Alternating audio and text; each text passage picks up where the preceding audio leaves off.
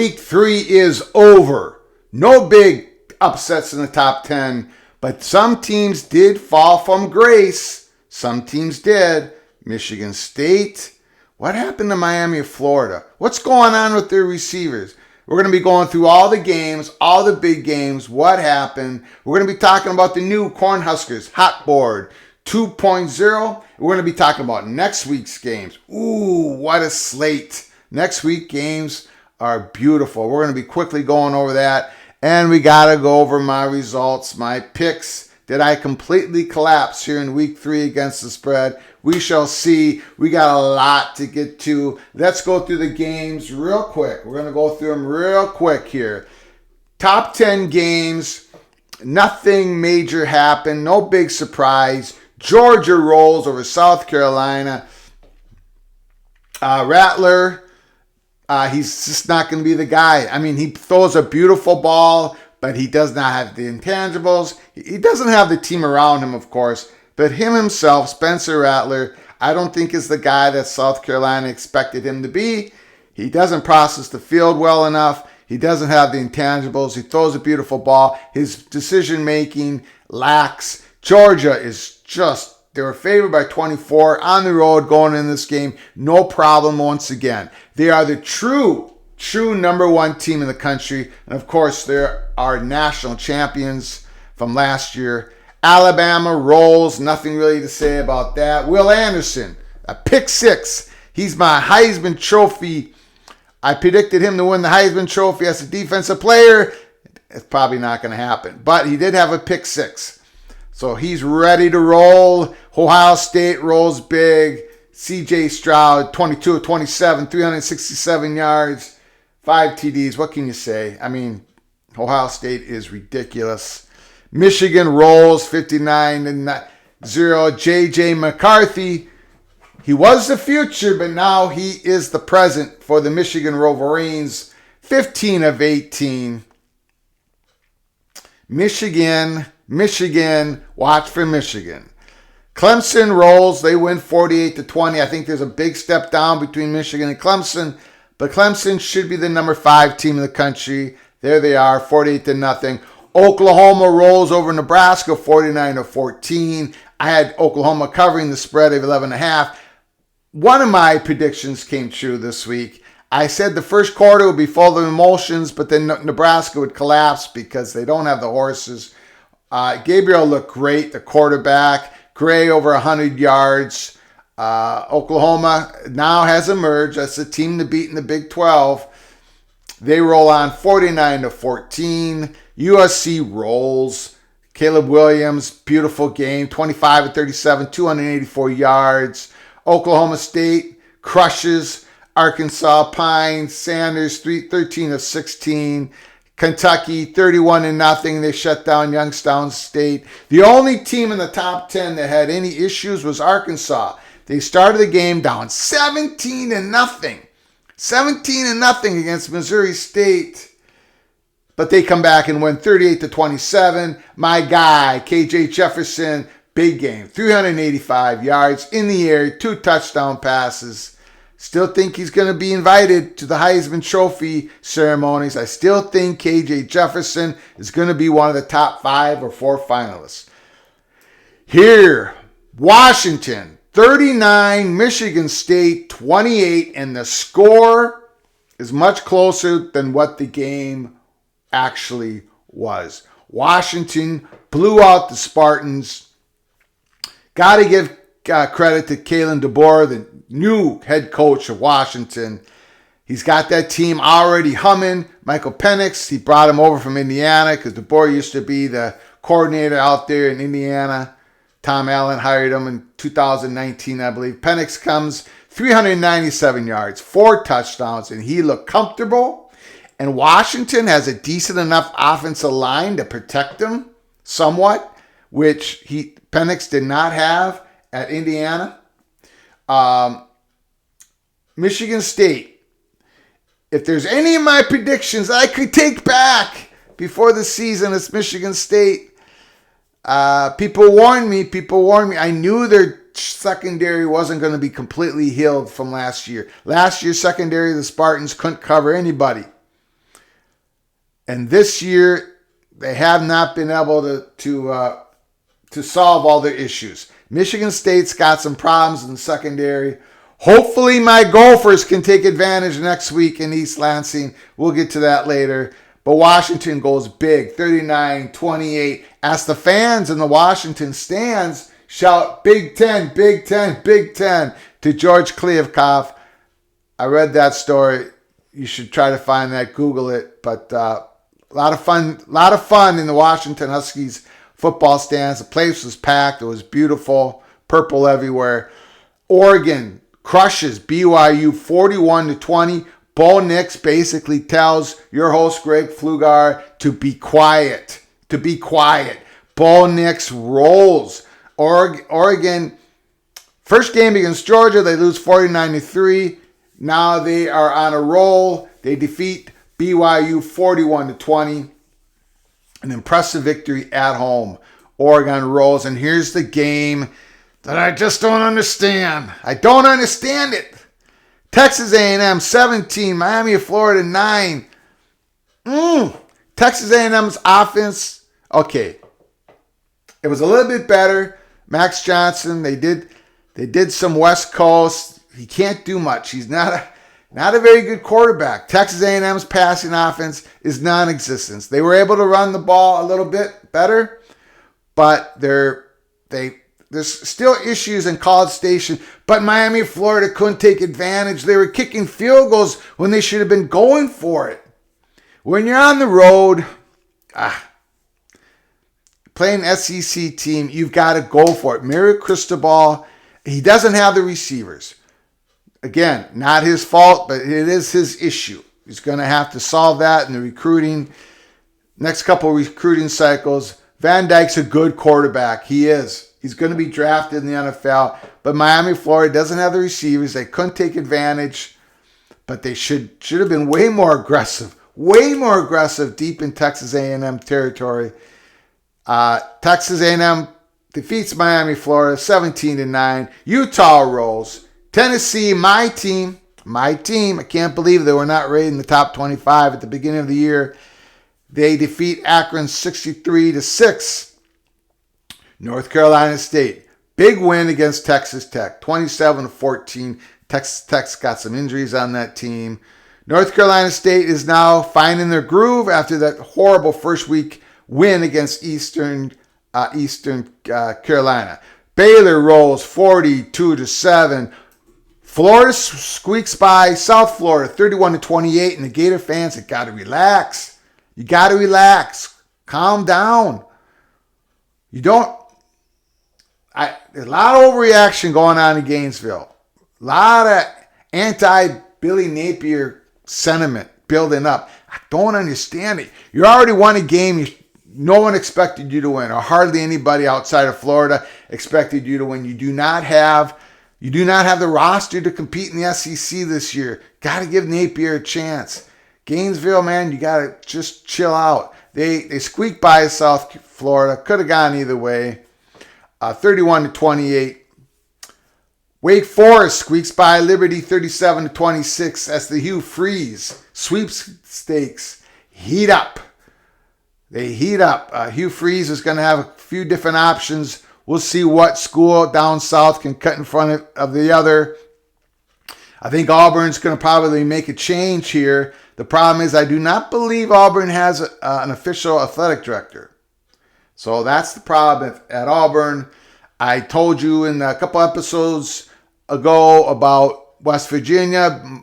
Many people in Morgantown want to support Hugh Freeze as a candidate. But West Virginia defeated Townsend. They play Virginia Tech next. If West Virginia loses in Blacksburg, we'll see what happens there. Wake Forest squeaks by 37-36. And they play Clemson next week at home. Ole Miss, their running machine, 42-0. They thumped Georgia Tech. Jeff Collins' days are numbered at Georgia Tech. But Ole Miss, Lane Kiffin, they're going to be a tough out.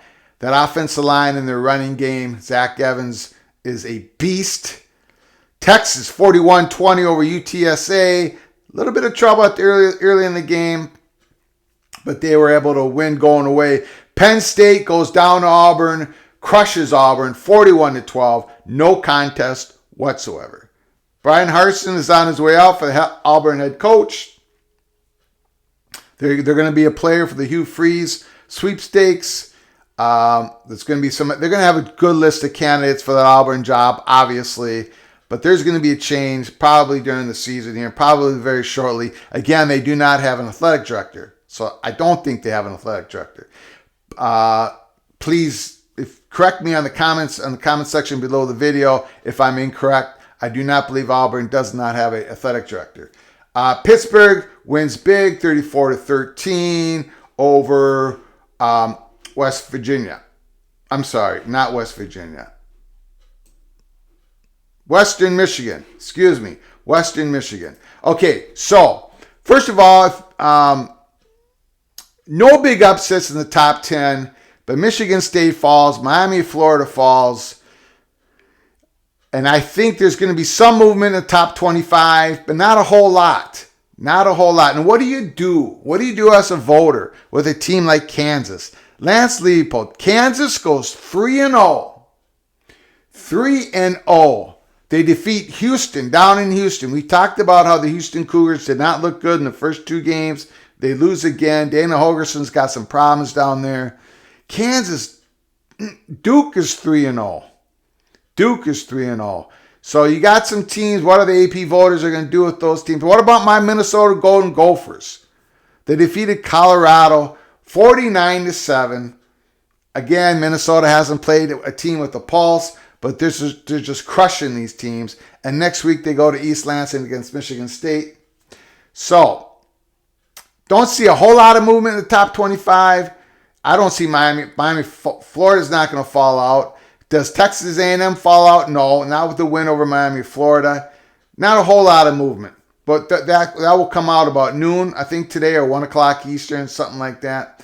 Let's talk about, let's get to my predictions real quick here. From week 3, let's see how I did. Notre Dame does not cover, 24-17. I almost got a backdoor cover. California's quarterback was sacked. His knee just touched the ground before he threw the ball. It was a pick 6 with 3 seconds to go. Notre Dame looked like they had won by 14 points, but California's quarterback knee was down, so I did not get a lucky backdoor cover. For a moment there, I thought I had it. Notre Dame did not cover. Iowa State, they covered. They won big. I figured that they would feel the refrigerator off their back after defeating Iowa last week. Oklahoma won big. We had Oklahoma. We figured the emotions would wear off quickly at Lincoln for the Nebraska Cornhuskers, and that's exactly what happened. We got this under wrong, 57.5. I think the final score is 41-20, 61-point total. We were hoping that there'd not be a whole lot of scoring in that fourth quarter, but BYU got it going. Oregon played some subs, and I got burned on that one. Kansas plus 10. They won the game against Houston going away. Mississippi State, I lost that game. I thought Mississippi State was going to win that game, and then suddenly LSU made all the offensive plays. Mississippi State wore down. Daniels, the quarterback of LSU, kept running the ball. He's going to get hurt some point this season. The guy cannot survive SEC football, running the ball like that slender quarterback. This is not the pack. I feel that, an item for another episode down the road. I think LSU is going to get in trouble this year, but they did defeat Mississippi State. Syracuse wins on a last-moment huge pass to the front corner of the end zone. Syracuse defeats Purdue, one of the better games this weekend. I got lucky there, and Miami, Florida does not cover. So I won the Iowa State, Oklahoma, Kansas, Syracuse. I went 4-4 against the spread. That means my record for the season is 16-10-1. I believe that's a winning percentage of like 61, 62%. So I'm still above the 60%. I'm still above the 60%. I have not collapsed yet. My predictions for week 4 will be this Tuesday. Every Tuesday is my episode where I do my predictions for the coming up weekend of games. So hope you join our show Tuesday, coming out probably about Tuesday, noon Eastern time. Let's talk about the Cornhuskers hot board right here. If you remember, or if you want to go back and watch the episode, hot board number 1, I had Matt Campbell number 1, Bill O'Brien number 2, and Chris Kleiman, Kansas State head coach, number 3. This week, hot board 2.0, we got Matt Campbell number 1, Bill O'Brien number 2, and number 3, we got it empty. We got it empty. Now, as I've explained before, our hot boards are a little bit different than most people or everybody. Our hot board is very limited. We just put out 3 names. We update it. We believe that if you putting out a 15 name list, a 10 name list doesn't really say much. Not a whole lot of too much information because it turns out to be really no information. While athletic, we know that athletic directors cast a wide net. I'm sure Nebraska's athletic director, Trev Alberts, is casting a wide net. But we're going to keep it simple here at Peek Around the Corner. We got Matt Campbell, number 1, Bill O'Brien, number 2. No changes there. We did take off Chris Kleiman. And no, it's not because Kansas State lost, which was a bad loss. Adrian Martinez is not the answer for Kansas State. He hasn't played well. He's not going to play well. But fan bases for teams that are looking for a new head coach, and I can understand this. You're fans, or we're fanatics, right? They just overreact to any single possible game, a loss or a win of a potential candidate. Suddenly, Chris Kleiman is not on the hot board list because he lost the game this week. No, that's not it at all. So the reason why we don't have him on the list anymore, because it's become apparent from reports in and around Nebraska and Manhattan that Chris Kleiman's just not interested. He's not going to be leaving Kansas State. So we took him off the board. His disinterest is the reason why we're taking him off the board. But Bill O'Brien, Matt Campbell, and I can't come up with a third name for this hot board number 2. Urban Meyer, we consider that a joke. We consider that the possibility of him being the new Nebraska head football coach. We've talked about this before. We consider that a joke. We're not going to participate in that joke. We don't think he would have any interest. We don't think Alberts would have any interest. If we end up being wrong, again, you can crush us on the comment section. And please, on the comment section, let me know what you think the hot board 2.0 should be, what candidates should be on the list. And also, hit the like button for the content. If you like our content, please subscribe to our channel as we march towards 1,000 subscribers. And please share the video with your family and friends. Please, thank you so much. It helps us with the algorithms in YouTube if you hit that like button and if you subscribe to our channel. Getting back to Urban Meyer, just read the article from The Athletic. I'm not going to post it here. Not going to go through that paywall. Normally I would, but it's a paid subscription to read The Athletic. But they had an article come out yesterday talking about Urban Meyer's issues at Jacksonville. Come on. He's not okay. He's not ready to be a head coach. Trev Alberts definitely is not going to risk it. So we're not going to have Urban Meyer on the hot board. Matt Rule, I would have him number 3 or number 2. The problem is this is the timing of Trev Alberts when he made the move.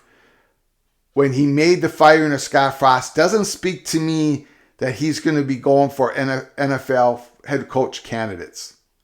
To me, it seems like he's cutting in line. He's making sure that he's the first one out of the door for the firings during this 2022 season so he can start talking to agents of college football coaches. Maybe I'm wrong. Maybe we're wrong at Peek Around the Corner. But for now, I'm not going to have Matt Rule as number 3. Lance Leipold, just don't think he's leaving Kansas. Not after the season. He just isn't that. He likes to build things. I don't think he's going to leave Kansas with it half built. We don't think Lance Leipold's a candidate for that reason. And Kalen DeBoer, we don't believe that he's going to leave Washington after 1 year. Now, it has happened in the past. Mel Tucker left Colorado 1 year and went to be the head coach of Michigan State. So it has happened. We just don't, we don't have any intel on it. We do not have any steam on any of those other candidates. So we're just going to leave this third spot blank for now and highlight the fact that Matt Campbell, Bill O'Brien fits perfectly with what Trev Alberts, we believe what he's looking at, what he's going to do. Both of those are proven commodities. Both of those, Bill O'Brien is a former Big Ten coach, offensive coordinator now with Alabama. He's got connections. I think he's the type of guy that Trev Alberts is looking for. And then Matt Campbell remains the number one guy on the hot board list because the man can coach. He's a builder. And Nebraska needs a grinder. Nebraska needs a day-to-day grinder. Someone who will recruit nationwide. Someone who will grind it out. Someone who will build it slowly. No quick fixes. Matt Campbell isn't going to try to do the quick fix at Nebraska. So, and we think Matt Campbell is going to be very interested in moving to Lincoln, Nebraska. That's why we keeping it Matt Campbell 1, Bill O'Brien number 2. And just real quick here, let's get back to, I just want to show you guys something. Look at week 4. Look at week 4's game. Michigan, Maryland. Michigan's going to be playing a team with a pulse. Maryland just won a close game against SMU last night. That should be interesting. Wake Forest and Clemson. Clemson's going to have to score some points against Wake Forest. And I'm sure they will. But I think that's going to be a very close game. I'm probably going to take Wake Forest against the spread in that game. Sam Hartman is wheeling and dealing. Baylor, Iowa State. Now look at that game. Look at that game. Baylor, Iowa State. Deckers versus Chapin. Aranda versus Campbell. Beautiful game. Then you got Minnesota versus Michigan State. We're going to be doing a watch party at 3:30 Eastern Time. The game's on Big Ten Network. We're going to be doing that game right here on the YouTube channel. So please watch along with us. It's going to be a lot of fun. We did that just last Friday night here with the FFSU Louisville game. Minnesota, Michigan State. Can Minnesota exploit that problems in Michigan State secondary? And Mohamed Ibrahim, Mo Heisman, 7 touchdowns already, 460-some yards, 6.9 yards per rush. Michigan State, Minnesota. Florida, Tennessee. At home against Tennessee. I expect Tennessee to rout Florida as Tennessee marches towards being the top 10 school, top 10 team this year. I think they're that good. Texas Tech should be an interesting game. Oregon versus Washington State. Washington State 3-0. They're playing at home, Oregon. That is a huge game. Middle of the afternoon. Arkansas, Texas A&M. I mean, this week is stacked. Week 4 is stacked. I can't wait to talk about it as the week goes on. Arkansas, Texas A&M. Wisconsin, Ohio State. Let's go Buckeyes. Let's go Buckeyes. Badgers think they're going to be in a lot of trouble. Can't wait to watch that game. Do us a favor, Buckeyes. Beat the Badgers. Oklahoma, Kansas State. This is probably the last chance for Adrian Martinez. Got to show something in this game. Hasn't played well start the season. Oregon State, USC. Now that is, we're going to be talking about Corvallis. We're going to be talking about this game throughout the week. USC, Oregon State. Don't have time right now, but and then Utah, Arizona State. So those are fantastic games. Week 4. Can't wait.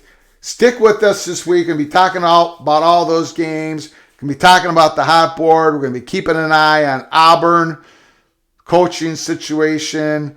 A lot of things going on. Plus, we're still in this hot window of decision making for conference realignment.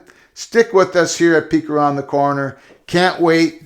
Can't wait. This is going to be a very interesting weekend. So, from all of us at Peek Around the Corner, to all of you, thank you. Until next time, you all take care of each other. Thank you so very much.